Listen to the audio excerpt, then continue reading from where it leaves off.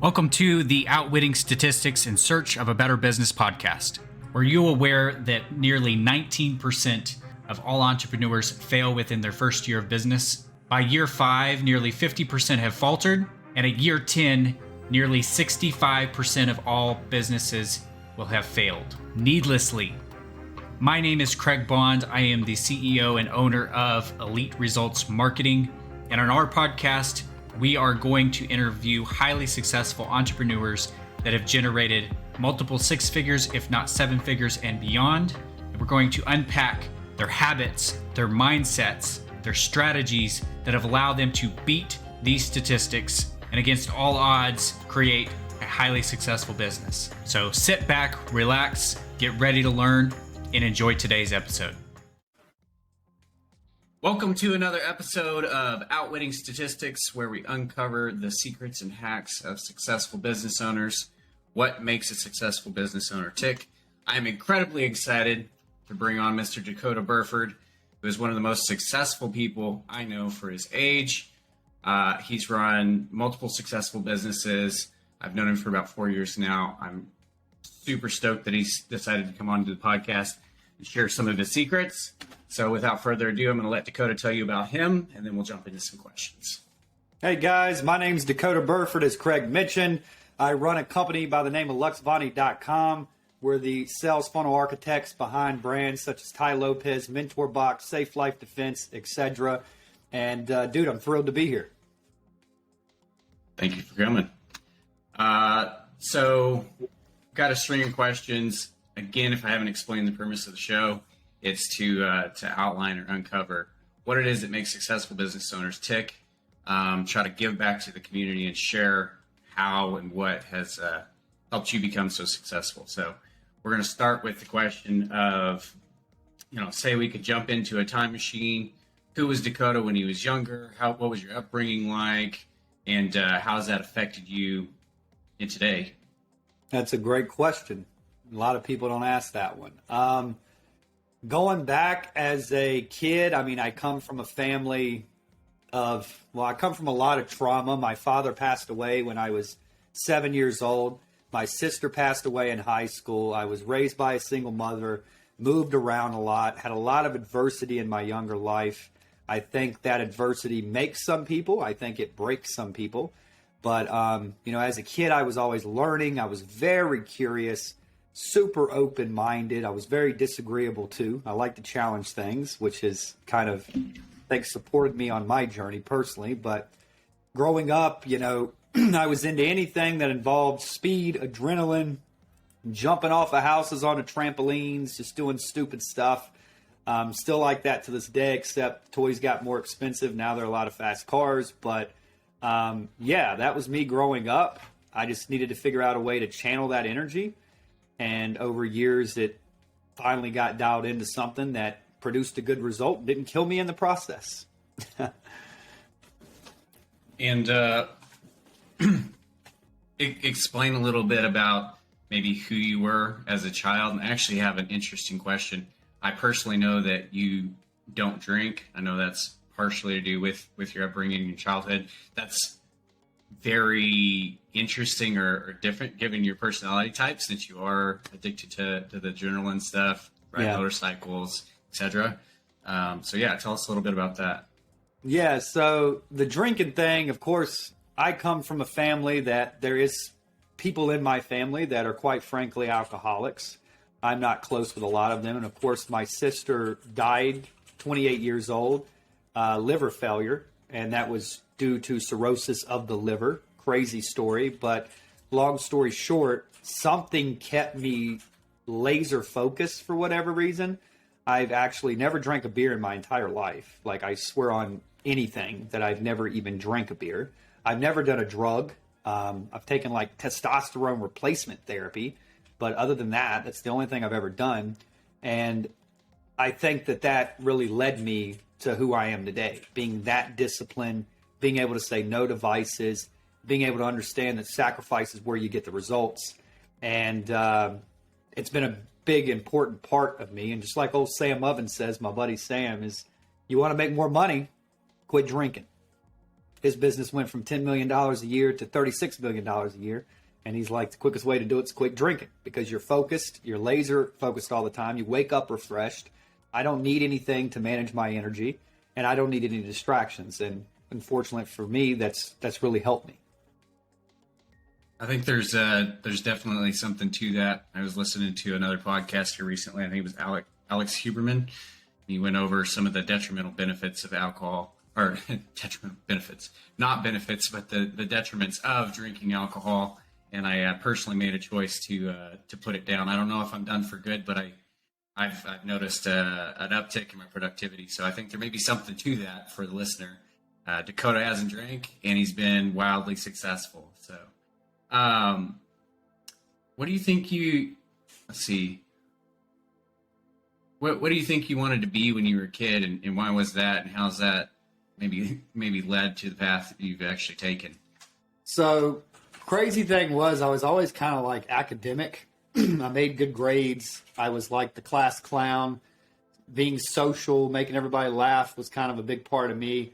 And in the first grade, I actually got held back because that house I jumped off onto, that trampoline, I missed it and had a compound fracture, broke my arm in half, missed 38 days of school.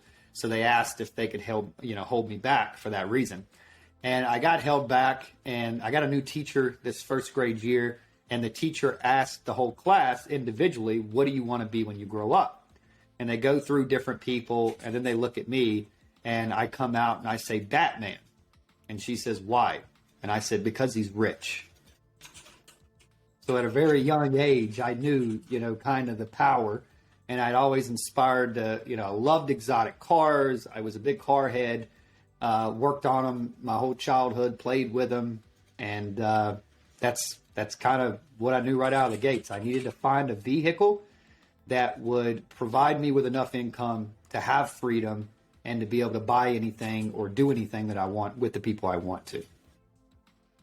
I kind of want to tie back into that. You mentioned that you're into cars and stuff, and you run Luxvoni now, but actually when you were younger, you owned a auto detailing business. Is that right? Yeah. That was my first business. Backstory, my grandfather is Bob Comer. If you knew Blacksburg, Virginia, Southern Virginia, he owned half of Blacksburg, had his own private plane, multiple dealerships. He kind of started a small dealership, blew up, built a bunch of them, was into all kinds of stuff, super successful guy. My mom growing up, brand new cars as soon as she turned 18, flying private everywhere. It was incredible. And then he got hit with, I think, $7.5 million worth of tax evasion. And at this point, he was already ready to retire. He had made enough wealth, paid that off, didn't get into a lot of trouble with it. And then he came out here to Vegas and said, hey, I'm going to go retire. So with that, I come from that family. And when he sold all the dealerships, he sold the dealerships to Paul Duncan. Now, Paul Duncan is Gary Duncan's dad. Gary Duncan actually dated my mom's sister, Angie, and he owns the Duncan Automotive Network right now, which consists of about 20 dealerships. So earlier on in my life, once I got into this entrepreneur thing and I started building this detailing business, I got in with Gary very young, and he kind of took me under his wing and mentored me. And I remember this day, we were sitting up in this Audi dealership that he has on Williamson Road in Roanoke, Virginia. And I'm looking in this office. It's pure glass. You can see the whole lot. Gary's sitting there, and we're having this conversation. And I'm like, dude, you've got 16 of these. Like, this is unbelievable. And he laughed, and he said, Dakota, I'm 61 years old. I've made more money than I've ever imagined I would have made. But you sitting here today showing me this website of yours and this new business of yours, my journey's over. I'm more excited to see what you got rather than what I have. And he looks out the window and he starts talking about cash and credit. And he says, I don't owe a dollar on any of these dealerships. I owe all the cars outright. And, it's been a journey, but you can do the same. I started in the detailing business just like you. So then me and Gary got close. He started mentoring me. And then over time, it just kind of exploded to the point to where I'm hanging out with him all the time. They're basically selling cars at dealerships and attaching VIP service plans to them for $347 a month per car. So if you lease a new vehicle, they finance my detailing services into the deal. And then that built a recurring model. We scaled that to 6 vans with 25 people apiece, paying an average of $588 per person. And we did that through sales funnels and paid traffic. And then after we scaled that up to 6 vans, I got a good offer on it. I wasn't experienced as I am now. I wasn't a really good operator like you. People were stealing my chemical. I had employees detailing people's vehicles on the weekends, taking all the money for themselves. And it was a grind. It was 18-hour days, back to back to back, always problems. And finally, I got a good enough offer on the business by the time I was 23. And shouldn't have took it, should have kept it, but didn't know what I know now, and took a sizable profit. And that led me into the world of internet marketing. You mentioned a word that keeps coming up in every interview over and over and over again. Mentorship. You mentioned that there was a couple of people that mentored you. How do you feel it's affected you being in close proximity to these people that have money, that understand business, how that maybe shaped you or guided you when you were younger? Obviously different business model than what we do today, but how do you feel that's affected you? It's affected me a lot. It's a crazy story because, like, high school, I bought my first house from an individual by the name of Michelle Kovac. She was actually my marketing teacher in high school. And then when I left, she also left. Me and her husband became best friends. And one day in class, she was talking to me and she was like, Dakota, you're either going to be super rich or you're going to end up in a lot of trouble. And I always remembered her saying that.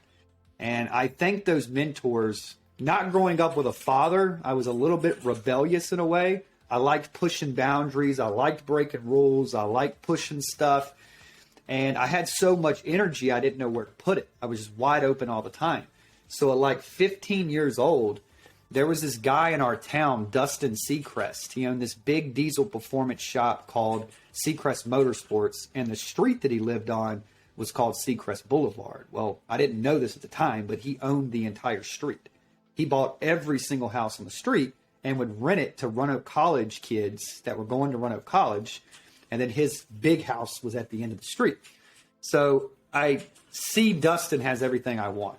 Like, he's got all these big lifted diesels. He's got a race team. He's got all this money, all these rare cars. And I'm like, damn, I got to get in with this guy. But everybody else was like, Dustin's an ass. You know how people talk about successful people. There's always envy, right? So I let that leave, and I was like, you guys don't have what I want. This dude does. I'm going to go convince him. So I got in, started hanging out, started seeing where he was going, went to this race that he was at, kind of talked to him a little bit, built a relationship with him, and told the dude, listen, I just want to know what you know. That's it. So I'll work for you for an entire year for completely free. Just take me under your wing. Teach me what you know, man. And, you know, we'll go from there. Well, that became a father figure to me. That was the one decision that kept me away from trouble and kept me focused, because Dustin is the hardest nosed guy I've ever met. He broke me in ways that I didn't even think I was breakable. He was very hardcore. But I started with landscaping. He basically got me a lawnmower and said, you're going to mow all these houses. I'm going to pay you, you know, in truck parts, is what ended up happening. So I did that for a year. It was a pain in the ass. I learned stuff I didn't even think I'd ever learn, how to put up cabinets, how to remodel houses, things like that. And I was just this little grunt.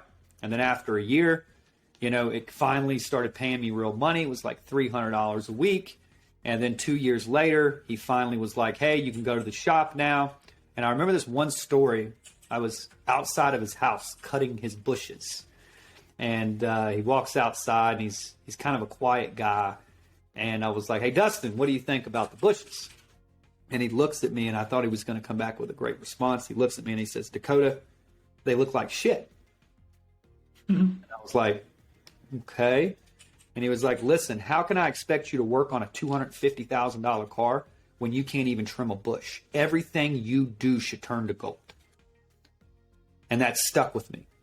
From that point on, I was like, wow, he's such an ass. But as I got older, a couple of years later, I'm in the shop, and I start acting like that. acting as if I was already the person I needed to be to earn the type of money that I wanted to earn. And what we quickly realized is social, sales, influence, persuasion, that's where I thrived. So by 17 years old, I was running Dustin's entire shop. I was doing deals with, the grave digger. Like, they invited us for this mud race. I was kind of this guy that was 17 years old that everybody thought I was 24, 25, running the shop. I was the face of everything as far as sales went. And that's where that started. So that was the first mentor. The second mentor was Gary Duncan. And even till this day, no matter how much money you make, you've got to have mentors. Like today, I've got William Shack, who is partners with Finley Shack, $280 million a year in gross sales through his dealerships. So, even to this day, you got to keep learning. So definitely something to be said for putting yourself in a position where you're around the right people and separating yourself from the wrong people, right? That actually leads me to my next question, which is could be controversial if you look at it that way, because there's such a stigma around this particular person. You're fantastic at sales. In fact, you've spent a lot of time coaching me and have improved my sales dramatically. You at one point, and maybe you can lead up to how you got there, worked for Jordan Belfort, the Wolf of Wallstreet. So tell us about that experience and what you think. Was it a positive one? Did you have a positive impact? Helpful to this journey? It's a great story. So how I got in with Jordan was crazy. After I sold the detailing business, I got in with Ty Lopez, paid him $25,000 for his inner circle program, started rubbing shoulders with him, going to dinners, going to events, going to masterminds, doing things like that. And what I quickly realized was that this internet marketing world, the elite, the top guys, it's a very freaking small world. Everybody knows everybody. So I got in with Ty. I got into like affiliate marketing. I was trying to figure out how to make, a couple $100,000 a year as an affiliate marketer. And I did really well. After a couple of years, started making $300,000-$400,000 a year. We would take sales funnels, run traffic to those funnels, have a sales team on the back end. The sales team would close the deals, and then these companies would give me a 40% affiliate commission. I would give the reps 20%. So if they made $10,000 a month, Dakota made $10,000 a month, and we scaled that up and had a lot of success. So after that, I was looking for other things. This company was struggling. There was always cash flow problems. They would pay late all the time, and I just got irritated with it. And I started looking for a new deal. Well, I stumbled across Jordan's site, and of course, I had bought all of his stuff before, and it was the craziest story. There's an affiliate tab at the bottom of the site. I went to the bottom of the site. I filled out this affiliate form. Dude named Peter Galetta calls me, which is one of the original Stratton Oakmont brokers when they built Stratton, and I hit it off. And we're going back and forth. He's trying to close me on straight line persuasion before I can become an affiliate. And I'm like, hey, dude, I've spent like $4,000 with you already. Here you go. Here's my information. And he looks and we start talking. I'm like, this is an opportunity. So I transition him and what I can do to support Galetta. Like, hey, dude, I can get you leads every day. I can help you with funnels. Like, dude, we can do this. We can do that. We can do this. And then he gets all excited. And then we talk every day for like 2 weeks. And then finally, I pick up the phone and I'm like, dude, are you in Florida? And he's like, nah, I'm in New York. And I was like, I'll be in New York tomorrow. Let's get together. So I drive all the way to New York City from Virginia, get there. I've got this big penthouse that I got right across from JFK. Like, I've got it all decked out and I've got all this money sitting there. And I'm like, I'm going to make sure this guy has the best time of his life. So for like a week straight, man, I just give this guy reciprocity bias, right? Give. I'm taking him to every club. I'm paying the door guy $500, skipping the whole line, covering dinners, covering bottles, covering everything for this dude. And he has the time of his life. Well, at the end of it, Jordan calls him, gets him on the phone, and he starts talking about me. Galetta does. Next day, Jordan calls me. I get on the phone with Jordan. That's the first time I ever meet him over the phone. He's hyped up, heard a lot about you, blah, blah, blah. So I return to Virginia, and we have a call with A-Rod. the famous baseball player. And we all show up on that call, and Peter has got some woofy woof problems, if you will. Guy likes to drink, and this particular day, he had been drinking, and he showed up to the call a little intoxicated.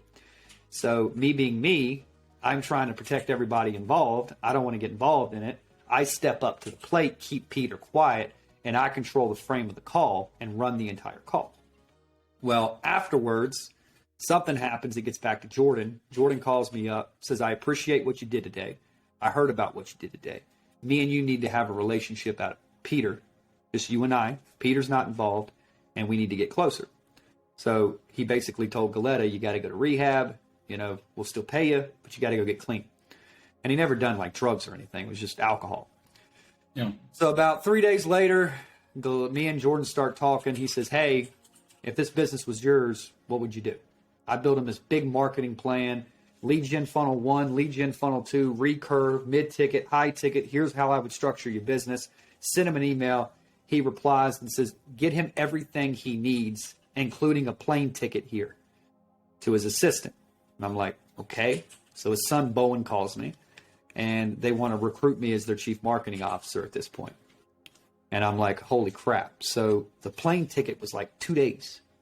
I've got a boat. I've got a house. I've got like a whole family. Like, I'm like, what am I going to do? So I just say, hell with it. And I go up in the attic, start bringing stuff down. Only thing I care about is computers. So I'm like shoving computers in suitcases. And I fly down there, worst flight I've ever been on, get there. He's got me a nice Airbnb right on the Strand, meet Jordan for the first time, and we just hit it off. It was just a great time. So I'm there for like 3 weeks. He's paying me $20,000 a month for the CMO gig. And, I built a webinar for him. The webinar goes on to freaking crush it. And through this process, I ended up trying to find a place in Manhattan Beach or Hermosa Beach. And Jordan was like, dude, this house is like $35,000 a month. It's got 5 bedrooms. I've got a G-Wagon. I've got an SLS. I've got all the stuff. Be smart. Don't worry about your expenses. Just stay here. Save your money, which he was looking after my best interest. And it was great. So question of how was it living with Jordan? It was freaking nuts. It was wide open. It was nonstop. He's been sober for 10 years. And his old wife, she's incredible as well. He just got remarried. Bowen, his son, was incredible. Jordan treated me like a son. That's the best way I can put it. I mean, he gave me great advice on what not to do, great advice on what to do. And even though after a while I went my own direction and built my own agency, Jordan still referred people to me. We didn't have bad blood or anything like that. It's just I was able to quickly make a lot of money by doing what I did for Jordan for other people. And that's it. So he's a great dude. And I really enjoyed spending time with him. And I'm still to this day, I think he helped me a lot. Awesome. So would you say, again, he's kind of a polarizing figure. It's black and white. You either love him or hate him. Do you think the association helped or hurt you with your career? Depends on how you look at it. I mean, of course, being associated with somebody like Belfort, who, was convicted of securities fraud and all the things that he was convicted for, what people don't really know is the movie extends the truth a little bit. Jordan was not running Stratton. In the movie, if you remember, he stands up and he says, I'm not going anywhere. That didn't really happen. Danny, which is Danny Azoff in the movie, he was paying him $12 million a year to run Stratton. Jordan was out on a yacht. He was traveling the world with his wife. He wasn't even in the day-to-day. So that's why Danny, of course, got double the amount of time Jordan did. He pulled 4 years. Jordan only pulled 2. So, of course, it got wacky, but Danny was a maniac. And the reason why Peter Galetta left Stratton in the get-go was because him and Danny didn't get along. So Peter never got in any trouble because he left because he couldn't stand Danny, which is Donnie Azoff in the movie. But I think it's affected to some extent to the wrong people. I think people having me associated with Jordan, it can affect it to some extent. But people make mistakes. Everything that Jordan does, people are doing on Wall Street right now. Now, I'm not saying that to support him. What he did was completely wrong. But you give a 26-year-old $3 million a week, they're probably going to do some dumb shit. Probably. That's what Jordan was making. I mean, it's just a fact. It got out of control. There was too many salespeople. It grew too quick, and it got out of whack. But, you know, I think it benefited me to the right people because everybody loves Jordan. All of my key clients that are big players, everybody loves them. And some people, you don't like them. Same thing with Grant Cardone. People love Cardone. Yeah. People hate Cardone. You know, it is what it is. I think it supported me, but I think to some people it does hurt me. I've had issues with publicity before, people calling me this, calling me that because I'm affiliated with Belfort. But you can't let that stuff bother you, man. You just got to keep moving. It sounds like it was a great gig. What made you leave? Well, to the most part, I was capped out because $20,000 a month may sound like a lot, but by the time I was halfway through there, I had so many people that figured out what I had done for Jordan, how much money I'd made Jordan through webinars. Everybody was trying to hire me. And when I originally left, I said, hey, JB, I'm still going to support you, still going to work with you. I can't do it here. I'm going to be moving to Vegas, and I want to do it from there. So that's kind of where I went. And we had a relationship after the fact. It was nothing bad. There was no breakup. There was no, pain. It's just I wanted to build Luxvoni to what I thought it could be. The same thing Jordan did. Like, I wanted it to be my own deal. I didn't want to support someone else. So I cut his retainer in half and said, hey, dude, I'm going to go do this here. And he was a little, pushy at first about it, didn't really like it, but he learned to accept it because I was going to do it either way. And then when I came to Vegas, by then I had like $70,000 a month in recurring retainers. So it was working and it was doing well and I was enjoying it. So that's the reason. I just wanted to do something different in a different location, and I wanted to build my own business, not just his, if that makes sense. Do you think for the people listening, there's a learning lesson in saying no to certain opportunities when you know they're going to hold you back? Because like you said, on the surface level, it sounds good, but you've obviously gone on to do way better for yourself. 100%. Yeah, I think that there's some truth to that. And I think it's so often as entrepreneurs, as professionals, we get, we like that certainty. We like that comfortability, and it was hard to do. But fact of the matter is, I have never had a W-2 in my entire life. I've never had a job. Every job I've had is some type of performance-based job that requires commission. So I've been brainwashed in a way that I eat what I kill.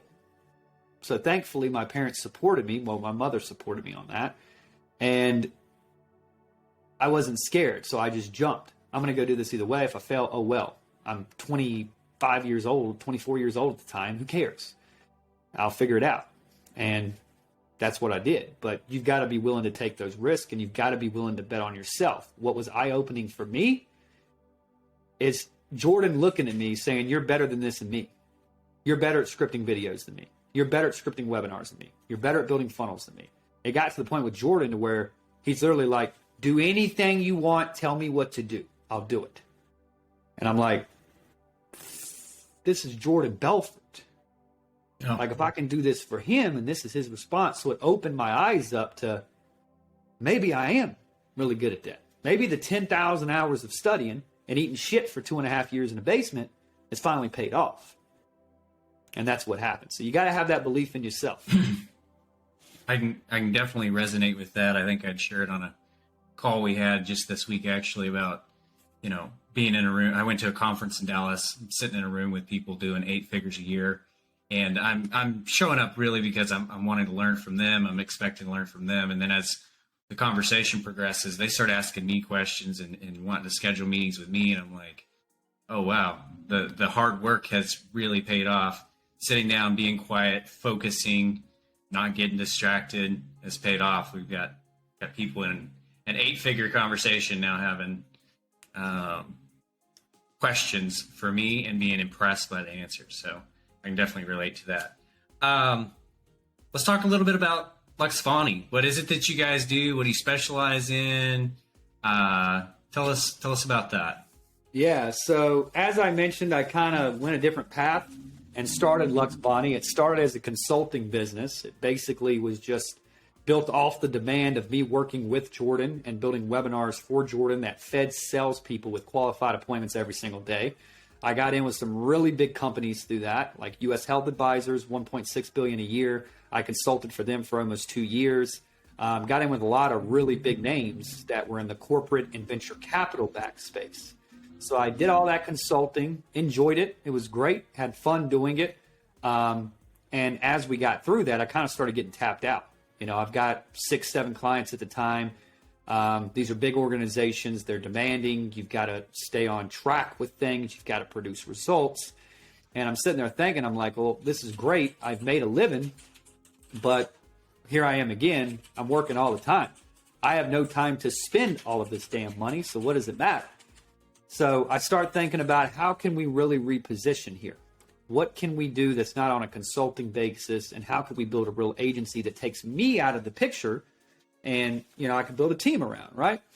So we go on and I take that done for you model and I go into webinars. So now my vision and goal is every single entrepreneur on the planet, whether they have a product-based business or service-based businesses, needs a webinar. Why? Because they can preload their selves, have their selves running for pennies on the dollar every single day that lead to qualified appointments for their sales team. So like, for example, if you take a CEO of a company that's been at that company for 10 years or a founder, who knows their product the best, them or their people? Well, it's typically the founder, right? So I figured if I could take founders, give them this blueprint that I use to make all this money with Jordan, that I've used to make all this money for my consulting clients, and I can do that in a done-for-you format where we build their funnel, we build their automation, we build the webinar with them, they record it with their face on it, and then we feed their sales team. I've got a thriving business. We can do that. And that's exactly what happened. It took off like a freaking rocket ship. It scaled up. It was just me. We started blowing up $250,000, $300,000 a month in cash collected like it was nothing. And then I was like, crap, I've got to fulfill all these projects. And on top of fulfilling them all, I'm the only one that can sell them because I got nobody to duplicate. So I scaled up this big sales team and I took them under my wing and I was going to teach all of them how to control the front end. And I would be the back end with my dev team that I had built and we would deliver these projects. And what we were doing is we were selling webinars for like 25 to 50 grand. And then we were taking 10% of top line revenue from the webinar. So they were really successful projects. But what we found was webinars are complex. They're hard, very difficult to build. So we'd have all these salespeople closing these individuals. I would never be involved in the sales process. I could check the call recordings, but at the end of the day, the salespeople were compensated to close the deal. That's their job. They want to close the deal. So then we started getting people and I started working with them and I'm like, this guy's got a lot of limiting beliefs. Like he's uncertain in himself. He's uncertain in his own world. He's a pessimistic type of dude. I don't enjoy having calls with this guy. I started getting these weird vibes, right? And I started wondering what it was because all the ones I had done had been super successful. We made all of this money. And then I quickly realized not all money is good money. And it's good to go on a date before you get married. Problem of it is the sales team took off so quick and we were collecting so much cash that vetting and qualifying process was a little bit different because we were selling webinars to everybody. So we went through that process and then I had to cut back and say, listen, I've got to train all these people on marketing. They don't understand marketing. So a salesperson can't take this. So we come up with this training curriculum. It's 6 months. They've got to sit on calls for 6 months. They've got to get 4 certifications before they ever jump on a live call. And it was a painful process. But in the end of it, we discovered our core offer, which is what we have now.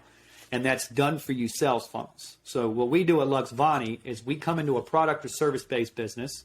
We build them a done for you sales funnel that's proven, that's based off an architecture from Grant Cardone, Tony Robbins, Jordan Belfort, some of the biggest names in the game. We take all that data and all that experience and we apply it to proven done for you funnels. We write the copy, we build the funnel, we do the email automation, we do the CRM, we set everything up, and we provide them with a fully functional funnel that's been tested and data backed so they have a high probability of succeeding with their offer. And then We even run their ads for them. And we actually do that through the one and only Craig Bond that's on this call, who has been crushing it for our clients with Google search and YouTube ads. So that's what we do there. And we scale these offers through the roof. So we've worked with Mentor Box, Ty Lopez, Safe Life Defense, Brooke Castelloni at the Life Coach School, some of the biggest names in the game. And kind of where I make my money, we have a lot of revenue streams at Lux, but we don't really make a lot of money on the front end because, believe it or not, there's real cost associated with building exceptionally high converting funnels. Like just in copywriting for a funnel, sometimes my fee to my copywriters, they charge per project per time. Like a long form funnel, just in copy is $2,000 alone. My hard cost. Graphic design's another $3,000. So when you get these things really stellar, you can't cut expenses. So what we found is our sweet spot is somewhere around $6,000 to $8,000 per funnel. Now, sales funnel stacks go all the way up to $25,000. But the problem with that is I can't move them much more. So instead of basically just saying, forget everybody, we're just going to represent the 1%, I kind of brought them all the way down to close to my direct cost so I can get as many people in the door as possible and set them up to succeed. And then we partner with them on a performance basis. Once they cover the dev cost on their funnel, we'll run their ads on some type of pure performance basis, right? And then we do rev shares, things of that nature. And through that, you get a couple of big ones. Like I'm a venture capital firm, basically. So instead of funding companies, I partner with them on their marketing. And you get a couple of deals, 4 or 5 of them. Like 2020 hit, COVID-19 hit. I got creative. And literally 3 clients made up my monthly revenue of $500,000 a month, damn near. And that was 45 clients. So would you rather have 3 clients or would you rather have 45 clients? And that's where I spend majority of my time. So I've got a big staff. I've got a big team. They run everything day to day. And then where I spend my time is partnering with larger companies, 7 to 8 figure enterprises. And then I come in, we're their full stack agency. They pay us typically 14 to 50 grand up front to build literally every funnel that they need, all their offers, marketing plan, traffic, everything. And then we swoop in and I take a percentage, a little shiva to deliver, as my boy old Brad Lee says, to perform. So we've got deals that we take 10% of top line revenue that pay out ridiculous amounts every single month. So that's Lux for you. So I mentioned that you've done some coaching for me on sales, and I think one of your superpowers is teaching, and I think it's because you're able to simplify things. One of the comments that really made sales click for me is you're selling certainty in an uncertain world, which I don't want anybody to misconstrue or mistake. Like whenever we sell something, we have integrity about it. We're looking to sell based on it being what's best for the customer.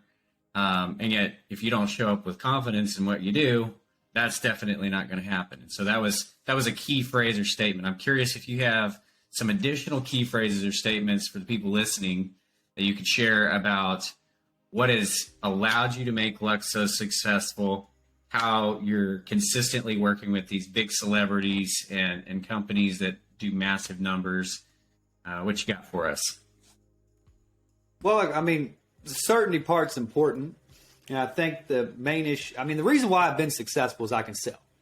I can sell people that are teaching you how to sell. And I have sold those same people that have taught you how to sell.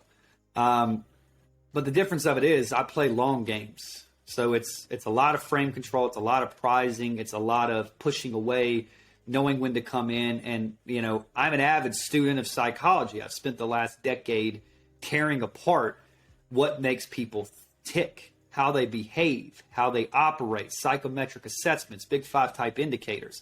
Like I can look at somebody and damn near guess their personality type within 15 seconds of a call. I did it with Brooke. That's what closed that big deal with Brooke. I was like, yeah, you're an ENTJ. You're a commander. Laughed. How'd you know that? I was like, I'm just a freak. And she laughed. And then at the end of the call, I'm like, yeah, it's $14,000 for this. I find it funny that you think that's expensive. Amex pays right on the deal. Great relationship. But I think the problem with salespeople is they get into this track of doing something over and over, and yet works. They may be making $500,000 a year. But the problem is, how can you understand something and be the best at something? It's something that you don't understand from a scientific level. How? Like, why does sales work a certain way, right? So, like, you've got to understand high-level mind tricks, psychometric assessments, modes of thinking, perception, how to create and change people's belief systems right then. The art of building a real script that's based off frame control. We're not talking about bullshit. I don't do deals from a low-status subordinate position. I come in, set a price frame right out of the gates. You're chasing me. I don't need your money. Money's everywhere. I can get tons of clients. You're here to sell me on why I should work with you, not the other way around. So when we get on calls, small talk opens up, we build some rapport, we set a time frame, we set an agenda, we set a price frame, we flip the tables, and we allow the prospect to tell them about themselves first. And then that entire time, God gave you 2 ears and 1 mouth for a reason. Sit back and relax. The prospect will tell you what you need to close them if you just listen. And then after that, we go through elicitation, leaded, loaded, assumptive questions. How do you stack those? How do you frame those to get into the crocodile brain, get past the crocodile brain to the prospect, and get into the limbic and the neocortex side, which is the emotional and the logical side of the brain. Now, that's all done in the first 5 minutes of the call. Problem of it is, majority of people never make it past the croc brain. So they're doing business from this low status subordinate position. But I think that will help. Understanding people first, because then once you understand that, it's not just sales, it's everything. Understanding the psychology of people, what makes them move, what makes them tick, what makes them buy, what personality facets do they have. You apply that to sales, then you figure out a way to use that same psychology to feed your salespeople. You got an 8-figure business just off those two things. So that's what I would recommend. Study psychology. And if you want to learn more about that type of stuff, head over to my personal YouTube, luxvoni.com.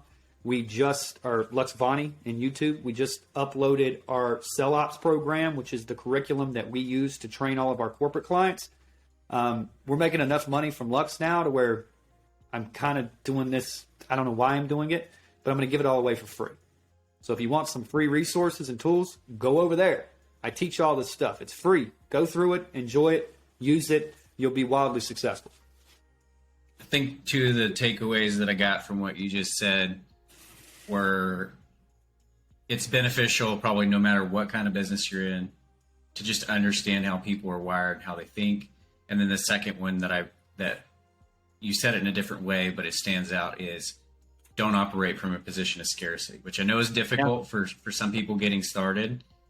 Do you have anything to say around somebody getting started, how to get around that operating from a scarcity mindset? It's like cancer. Scarcity is. And I've been there. I've been broke. I've been leveraged. I've had cash flow problems. Hasn't been in the last 5 years, but when I first started out, it was rough. And I think one thing is confidence comes from competence. So the first step is you need to become competent in the subject that you are the subject matter expert in. In today's world, you've got alcoholics giving addiction advice, overweight people giving fitness advice, and broke people giving financial advice on social media. So you can't skip this process. It ain't your mama's world. Not everybody's going to be successful. So the first step of this process is develop alchemy in whatever it is that you want to be. That's the first step. And once you develop that alchemy will evolve into confidence that you constantly have because you know your shit. That's step number one. Step number two is, even if your situation is bad, you've got to understand everything starts with a thought. Your thoughts dictate your beliefs dictate your thoughts. Your thoughts dictate your actions. Your actions dictate your habits. Your habits dictate your reality and your future. Everything that you see in this world was once a thought. It started as a thought. So what do we do there? Well, if our reality is not great, we're not happy with our current circumstances, change the thoughts, change the beliefs, adopt new beliefs. And the one thing that I've learned from studying the ultra successful is they all have habits. They all have trends. They all have that in common. And no matter what the circumstances are, they operate from a place of abundance, even when they don't have that abundance, because they're abundant people. So guess what? They attract abundance into their life. So if you've got limiting beliefs about yourself, what does a limiting belief do? It limits you. The damn definition says it's itself. So you got two options. Do you want a limiting belief that limits your potential? Or do you want a empowering belief that empowers your potential? I think that mindset shifts really help people. Now, it's weird because you're coming from scarcity, you're coming from whatever, but one thing that helped me is, this sounds wrong. I'm not saying fake it till you make it, but I'm saying there's some truth to acting as if you were already who you need to be to get the results that you need to be. So think about this. Think about if you woke up tomorrow morning and you acted as if you were an entrepreneur making $10 million a year. What would you wear? How would you wake up? What house would you live in? How would you operate? What would your day look like? How would it feel when you open that bank account and see $9 million sitting in cash? How would all that feel? Now act as if that was true. What would you do every day? So then you bring that into your real world. You start acting as if. So when I was broke, I acted as if I wasn't broke. And guess what? I attracted super wealthy people into my life that contributed to making me not broke. So if you got a broken mindset, you got a broken mind. You got a broken life. You got a good mindset, you'll create something good for yourself. So those limiting beliefs are killer. My advice, get rid of them. Whatever you have to do. A couple of good books you can read. Good Vibes by Vex King, I think the name is. That's a great one. Psycho-Cybernetics, that's a great one. Mindset by Carl, that's a great one. 7 Traits of Effective Leadership, it's the big book, real famous one. 7 Habits of Highly Effective People, that's the one. But get your beliefs in order and really study yourself. Go take a psychometric assessment.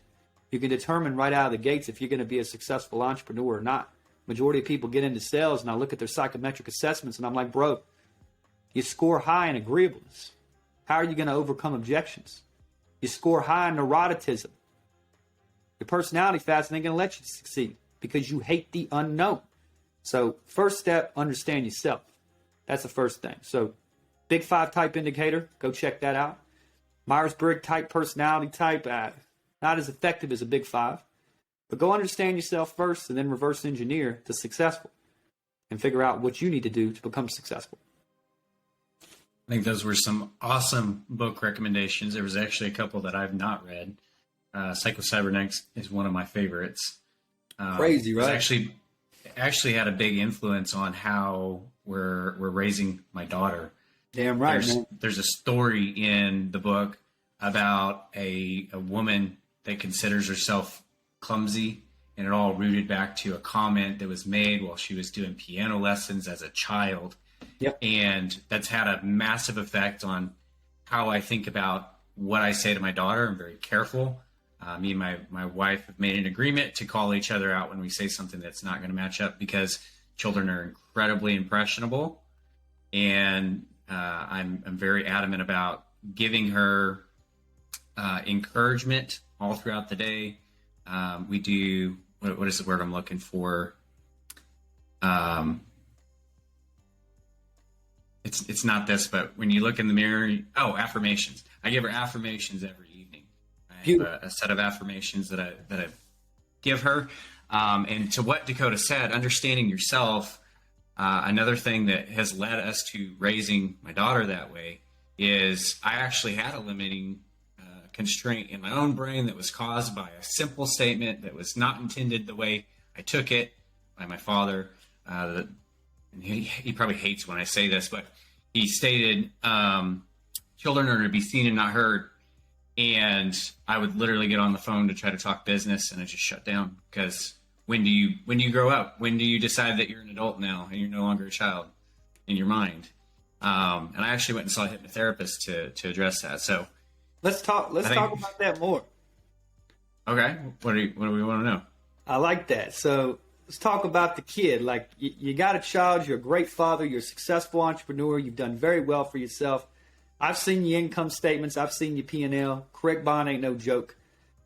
He's a real deal, but you're also running a business and balancing that. Now, if you look at cybernetics and you start really studying that, people ask, where do limiting beliefs come from? And here's the real problem with limiting beliefs. Well, the first thing, from 0 to 7, guess where your views come from? Your environment. So if you're in a bad environment, guess what you're going to adopt? A bad mindset. If you grow up with parents who are constantly stressed out over cash, constantly drinking, constantly doing drugs, what do you think the probability of you following those same steps? There's actual correlation, real data to prove this. So a lot of times when people are born into very low poverty families, they repeat those same habits because that's what they adopted. And those limiting beliefs start with our family. Then here's the next kicker. Now we go to school. This broken education system that is supposed to create all these people that are going to go out and build all this goodwill in these marketplaces. And you're told, hey, only way to learn information, the only way to pass school is to take all this information, pass a test one time, and then guess what happens? You move on to the next subject. You're not consuming any of this information. So I was pretty decent in school. I mean, I had like a 3.4% like GPA. Like, I was an average student. I did well. But classes that I had no passion for, I didn't enjoy. So they all told me, he's got problems focusing. You know me now. Like, I can sit behind a computer for 11 hours and not move. And that's one thing I pride myself on. But here's the difference. I wasn't interested in geometry. I was interested in other things. So they tell my mom, maybe we need to put him on some type of ADHD medicine. And they say I can't focus. My mom's like, no, you're not putting that shit in my kid. He's good. You're just going to have to bear with him. And that was one of the biggest benefits, because that medicine affects the chemical balance in your brain. So like depression, anxiety, things of that nature, there's natural ways to combat it. But the side effects of taking that medicine is worse than, you may be fixing yourself, but for every cause is an effect. There's always downside on the back. But then this school system, back to my point, now you're raised into the school system that teaches you either pass or fail. What the school system forgot to teach us is you either succeed or learn. There is no failure. The only way to fail is when you fucking quit. That's the only time you can fail. So then we go into the world and we start, got these limiting beliefs from our parents, these limiting beliefs at school. I'm not good at math. I'm not good at this. I'm not good at that. And then we get into the real world and we're not ready for it. Majority of us struggle. Majority of us have issues. And I think that that's where majority of those limiting beliefs are, from those places. So, understanding that and empowering your kids to move in affirmations and controlling their perception on the world, teaching them, winning, learning. There is no failure. You never quit. You never back down. You push until it pushes back, and then you push some more. Like, I'm excited to have a child. You did it at a different time than I did. I don't have any kids right now. I got 2 dogs, and I teach them. You are the best dog on the planet, Heidi. That's your affirmation for the day.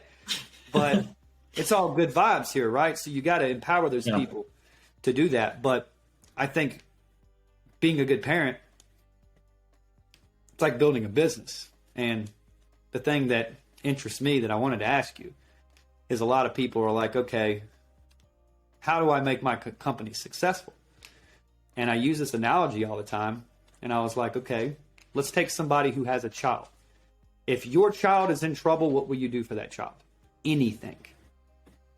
No matter what. There's parents that will go to jail to protect their children.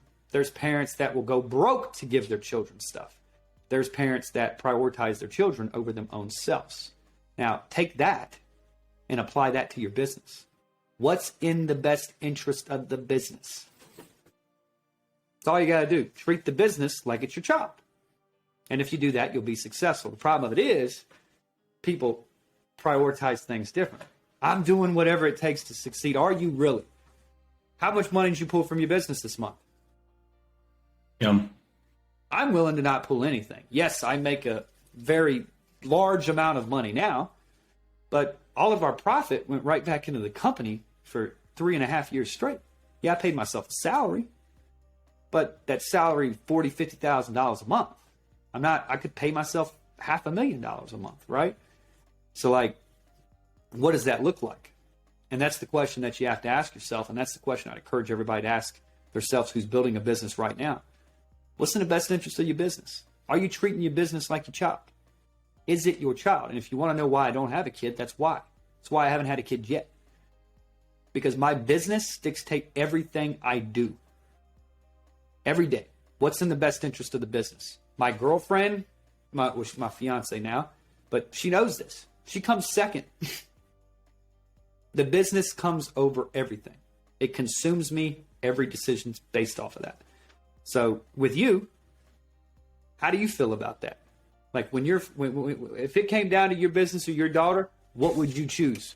Now this is a double-sided sword because we already kind of went through this. Right. But would you prioritize your child over your business? That's an interesting question because actually I would argue that sometimes I put the business first on her behalf because it's in her best interest that I'm focused on the business. What about your wife? Same thing. Same exact thing. Same exact thing. See, the quality of your business determines the quality of your family, the quality of your relationships, the quality of your inner circles, the quality of everything.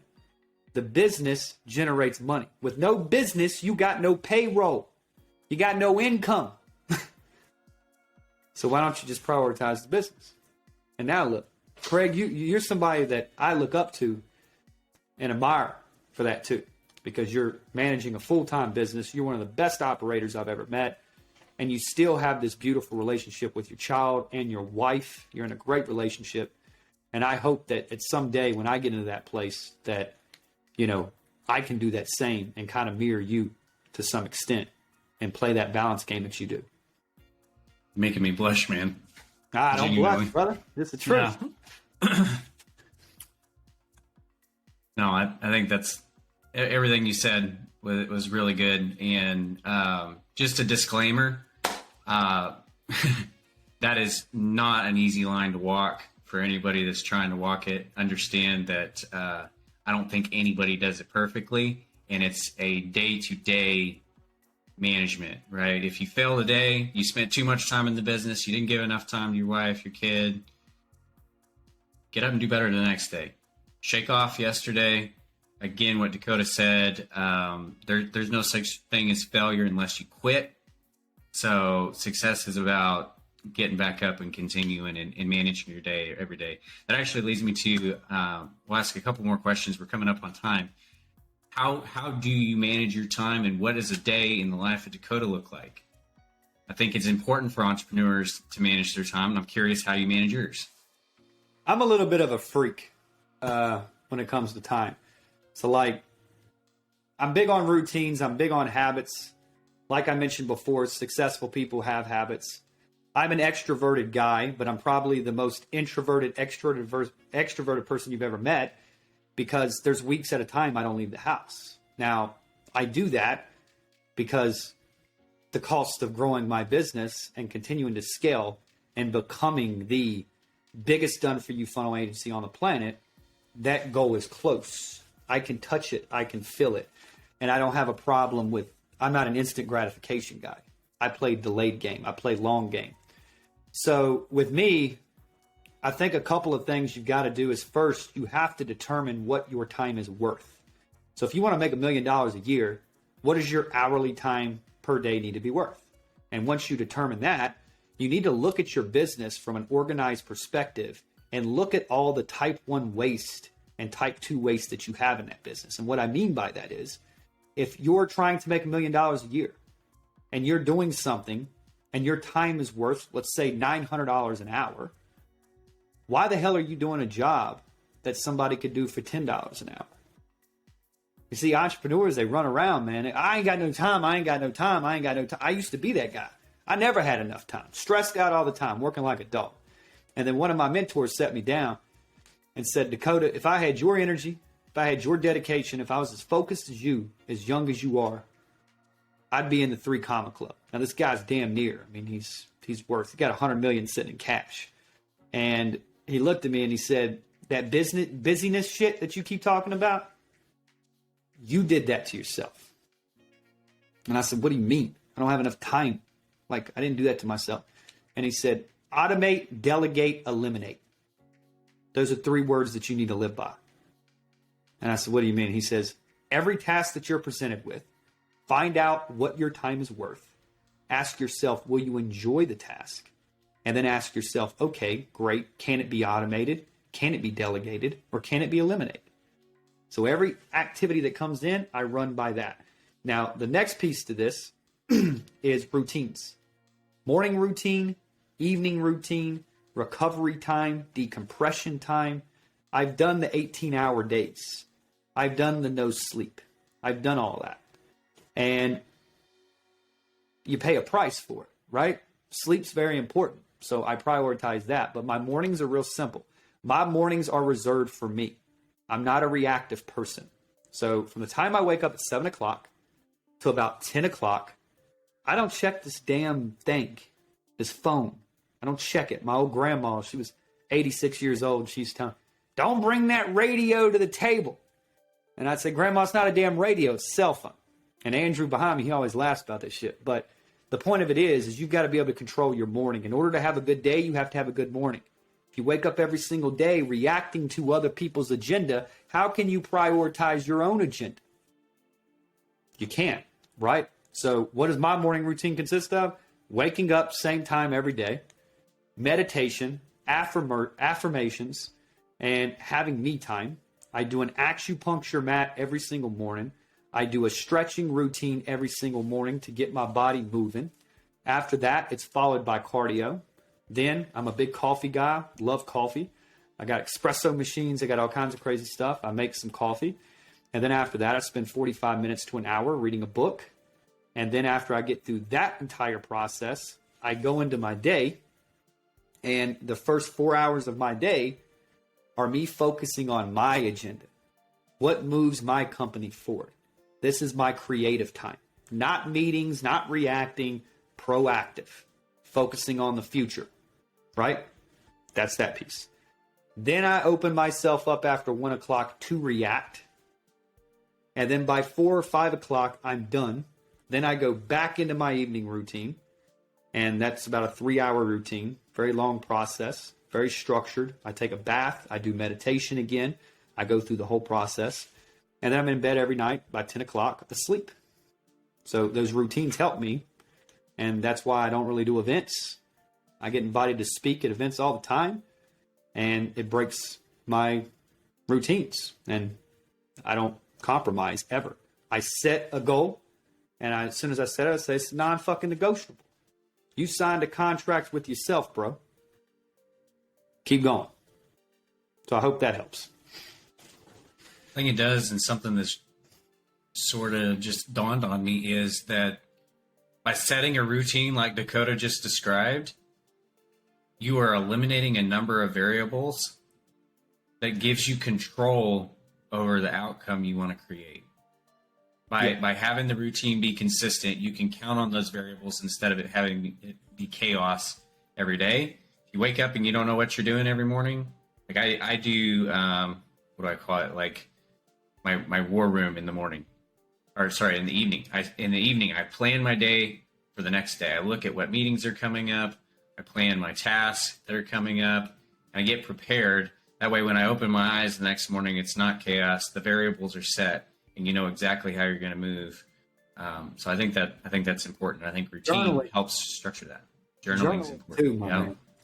I got years of journals, and I look back at that, and I'm like, man, I thought $1,000 a day in cash collected was successful. And then I'm writing in my journal now, and I'm like, $86,000, $50,000 this day, 20 grand in cash collected this day. And then I look back, and I'm like, holy hell. Like, it's unbelievable. So make sure you journal every day, too. It's definitely fun to look back. And I think one of my biggest mistakes is just not setting a big enough goal. Set your goals bigger. Way bigger. That's my suggestion. Because they're easy to hit, and that's a limiting belief. I just need to make $300K a month. Well, do you really? It's the same effort to make $1 million a month. You just got to do more of what's already working. And me and you, we've both found ourselves in that predicament. I just got to get to $1 million a month. Then you hit $1 million a month, then what do? If you're going to play big, play big. Go hard. Go home. Go take it to the finish line. Go as big as you can. I want to make $10 million a month. If I fall short of it, make $3 million a month, am I in good shape or am I in worse shape? Right. You're in good shape. So that's big. We've come up over an hour now. It's clear to me that we're probably going to have to just have you on again because there's so many more things on my list here that I wanted to get through. So let me ask you one more question, and then we're gonna find out how we can connect with Dakota. What's the challenge for you now? What's next for Luxvoni? Where are you heading, and what mindset are you walking into those problems with, and how you're going to overcome them? Yeah, great question. I think now it's a whole different ball game because it's not the Dakota show. I think your company is a reflection of the people that you've recruited, drafted, that your company is a part of, right? And it's no longer about me. I'm operating at a different perspective. It's not about how does Dakota make money. It's about how do I change people's lives? How do I change their lives as business owners? And how do I make a lot of money for my people, my tribe in the process? And that's the first goal. But for us, we do really well now.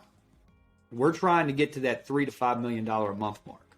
I want to be the biggest, the baddest, the quickest, the fastest. I want to not really worry about profit that much, fuel growth, take that Amazon strategy, if you will, and make sure my people are successful, but also get these funnels in as many business owner hands as possible because they're literally only one funnel away from achieving everything that they desire and, quite frankly, deserve. So that's our goal. We're going to be the biggest, the baddest. We're going to continue to build. I'm willing to sacrifice more than anybody else is willing to sacrifice. And I want to make sure my team's successful and anybody who's on our team is just always operating from a place of abundance, which is why we overpay everybody. And we've got such a good leadership team. But it's good to know it's not about me anymore. Like, this company is what it is today because we've recruited the best internet marketers on the planet. Jonathan Kendall, former COO of Mentor Box and Ty Lopez. We got Andrew Sabatino behind us, Vice President of Safe Life Defense, built that to a $50 million a year company.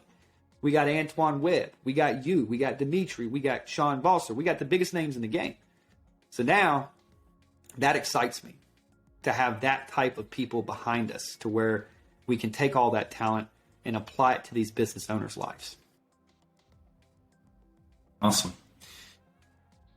If people are interested in sales funnels or your training, or they just want to pick your brain, what's the best way to find you guys, get a hold of you, say hello? Well, you can hit me on Facebook, Dakota Burford. Second best place is luxvoni.com. Go check us out there. If you like training resources, you want to learn more about sales funnels, you want to learn about high-level psychology, head over to our YouTube channel. Just type in Luxvoni in the top of YouTube, and all kinds of free resources there for you. So that's the best place to find us. Awesome. Well, I appreciate your time, and I respect. I'm going to let you get back to your day because I know you're at your evening routine you got to get to. I'll leave the audience with one last quote.